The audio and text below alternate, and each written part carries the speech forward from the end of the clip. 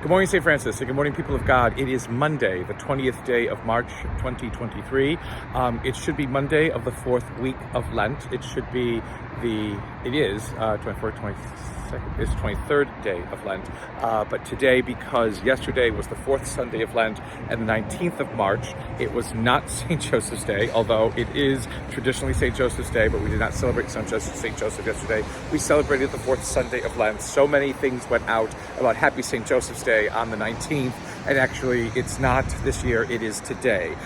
Even the Diocese of Raleigh, when I had put out something about St. Joseph's Day yesterday, you can't get rid of Jesus. You can't preempt Jesus, even though they love St. Joseph and they love the Blessed Mother. Jesus has to come first, and so that is the whole point of of having to move the feast when it falls on a Sunday, especially during a preferential season like the season of Lent. So coming to you this morning, still in San Diego, getting ready to come back to Raleigh. This is the side view of Immaculate Conception Church. This is our friary church right here, founded in the mid to late 1800s. So not one of the mission churches here. The San Diego did have a mission, and it was part of Old Town, but the flooding and everything else like that from the river plains and everything else like that caused the friars to move the mission up further into the hills of San Diego. And so Mission Hills is right behind me over here. So that's where the mission is today, where it ended up. But this is Old Town San Diego over here on this side. This building right here, let's see, right, they see there's a cross right there. This was a convent. This was a convent of the Sisters of the Sacred Heart. But they moved from here. Again, the Sisters of the Sacred Heart, who are people who first established in a very dynamic way education of young women, and today throughout the world have a number of Sacred Heart schools, sometimes called Stone Ridge here in the United States. But this was their convent. Now it is a souvenir store. So things happen. But behind this former convent, along the line of all of these kinds of little tchotchke shops and things like that, is Old Town San Diego, right there, Old Town San Diego State Historic Park. This is where one of the first settlements is said to have taken place here in San Diego, and so there's a whole state park for it. True or not, people did settle here. Again, Sarah's first landing, Junipero Serra, his first landing here, and whatever he did here, it's just about a mile away or something like that. And so this whole area is sometimes known as the birthplace of California, as we understand California today. Some people dispute that, but again, always people dispute everything. So with the Church of the Immaculate Conception in the background today, it is a cloudy day. It's the rainy season in Southern California, so it hasn't always been great weather here like it usually is in Carolina, but it's pretty good.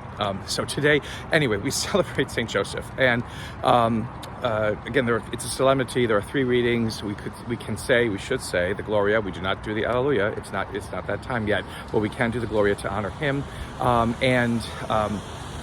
The readings for today, again, speak of the chosenness, of Joseph. Again, someone who is not given a lot of play in the Gospels. There is not much that one can say about him except what legend has developed around him, which is always very dicey because, again, St. Joseph, in his goodness and in his role that he plays in salvation history, again, always gives way to that role that is played by the Blessed Mother and that role that is played, of course, by Christ. But two Gospel passages are a choice for today. The first one from Matthew, neither of them does Joseph come up looking very good in, and that's always the other kind of thing. We don't have much information on him, but sometimes he doesn't come up looking very good in it. The first one is Matthew's Gospel, where Joseph realizes that Mary is pregnant and he quickly wants to divorce her because he doesn't want to have anything to do with this. He is saying that he is saving this so that Mary cannot be stoned to death or face embarrassment or whatever it is because she is pregnant already. But in some ways, could Joseph be saving his own skin? Again, if there was a righteousness to this, then an angel will not appear to him to say, Joseph, do not be afraid. Take Mary as your wife. This is all God's plan. And And so Joseph does, and his righteousness does continue in that kind of way. The second selection from Luke is even worse, because this is where both Joseph and Mary are visiting Jerusalem and for some feast, and they end up going back home and realizing that along the way that Jesus is no longer with them. He has disappeared. He has remained in Jerusalem. They go back frantically, look for him, find him. He's talking to the to the Pharisees, to the chief priests about things and stuff like that.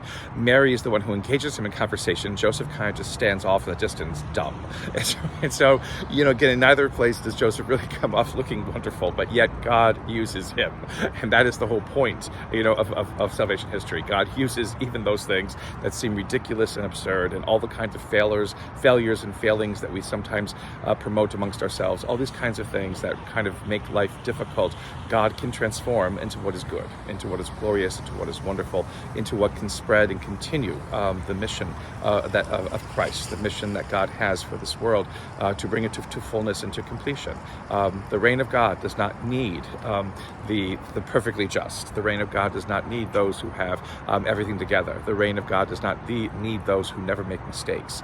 It is through the mistakes and through the failings and through the misunderstandings that God is able to reveal even greater wonders. This whole Lenten season is one that forces us to look at those greater wonders that can happen when we take a different look and a different angle at our mistakes and our failings. Where is it that God makes us even greater in our ability to withstand the disappointments in life? Where is it that God makes us even more courageous in being able to stand up for what is right? Where is it that God makes us even more gloriously made to be able to come through the trials that we experience into wonder and into beauty? That is what Lent is all about. That's why we celebrate Joseph today, and why this Lenten season fosters in us hope for the kingdom of God. And may the Lord give you peace.